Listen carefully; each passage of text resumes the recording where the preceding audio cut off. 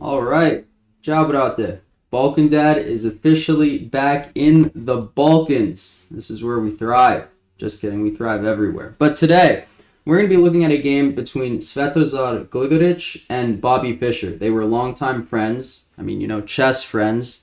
Chess players don't really have friends, but something we could call it. And Svetozar Gligoric is Serbia's best chess player in history, I would say, and they had fun chess. I think Fischer once had a quote, if Svetozar had better openings, he would be one of the best. But they had a good match. They've played many games. They had many exciting draws. Gligoric won many games. Fischer won many games. We're going to be looking at a game where Gligoric won, and it begins with e4. Fischer, of course, playing the Sicilian as he does best, and is this open or closed? If you watch my prior videos, or if you don't, you probably know it's the open. We get d6, d4, mainline stuff, knight c3, pawn a6, and bishop to g5. Is this called a Rogozin? Comment down below. I don't know names like that. Is Rogozin bishop?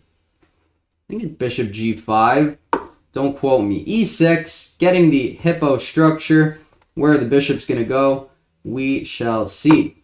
Pawn to f4, love it. Now it's kind of resembling a Grand Prix just with d4 and queen f3. So the point of queen f3 is sometimes the pawn can go to e5 and win the rook, right? That's why the queen goes to c7 so that e5 can be met with bishop b7, a counterattack on the queen. And which side of the board do you think white's castling on? I would bet that it's going to the queen side. Not because I've seen the game or anything, but because it looks like he's going queen side. Okay, knight to d7. Look at that. Prediction of the year again. Queen c7 and g4. This is how you play chess. e4, f4, g4, freak attack type things. We get b5, right? And now e5 could not be played for a multitude of reasons, but I would say bishop to b7 is the biggest reason, right? Because now the queen's on c7. So he snaps off the knight and pawn takes. Believe it or not, this is actually theory. I think if knight takes, we'd get pawn to g5. That's how many of my games go. But Fischer took with the pawn because he's a legend. Bishop to g2, setting up a battery. As you can see, the game is now equalized. It wanted the bishop on d3 because the computer is like that. Okay, rook to e1. White's position is pretty perfect. You don't know if they're going queenside or kingside, but you can assume they're going queenside because if they go kingside, you just feel like they're getting checkmated. Castle's queenside, pawn a3. Pawn b4 is an annoying luft.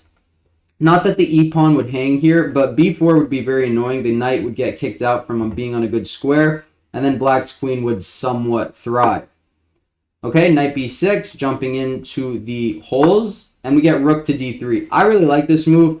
You can imagine some type of sacrificing over here that can be done if black is not careful.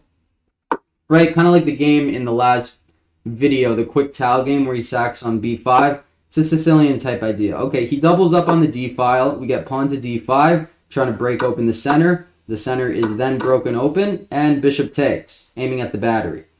Now we get queen f1, protecting the bishop. And you might say here, why can't black win a pawn with check? Right, winning a pawn with check you would think is good. Right, take. But if they take on f4, it's actually not good because who's guarding this guy?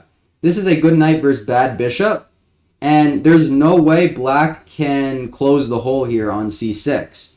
So, oh, by the way, I think this setup is good. I managed, right? Okay, but okay. Rook takes, bishop takes, rook takes, wrong order, knight e2. And why is white, or I guess it's equal, but why would you play white? Well, better pawn structure, good central control, knights are tricky, and our rooks are better coordinated. That is white's argument. We get one rook trade, and then we get h5. So take, and queen g2. Right? Is it going to go here? Is it wanting to control this? Probably both. And it defends the pawn. And this pawn is now defended. So everything in white's position is cool. Rook to c3, a good move, pinning the bishop to the queen. We get rook c8, but now pawn b4. Black is in some danger, but at least he has a discovered check, and then he saves his queen. Okay, and he understood that this endgame was winning. Why? Because we have an outside pass pawn. You know what's fast in endgames? Outside pass pawns. Queen f3, aiming at the bishop. Pawn h4.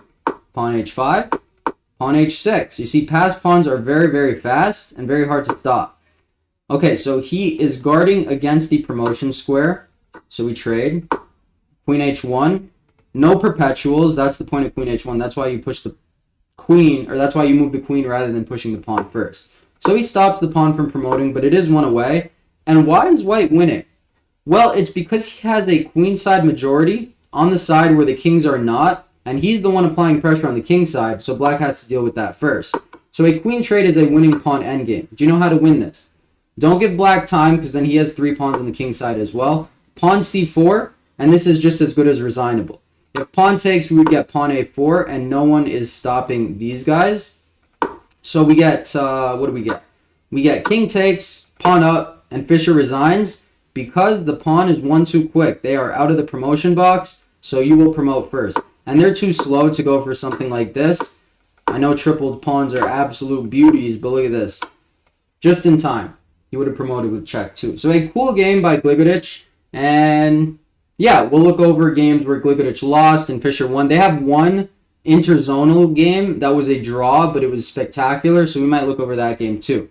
Hope you guys enjoyed. I will be on a regular schedule now. I don't even have jet lag. So thank you guys for watching as always. Have a great day. Boom.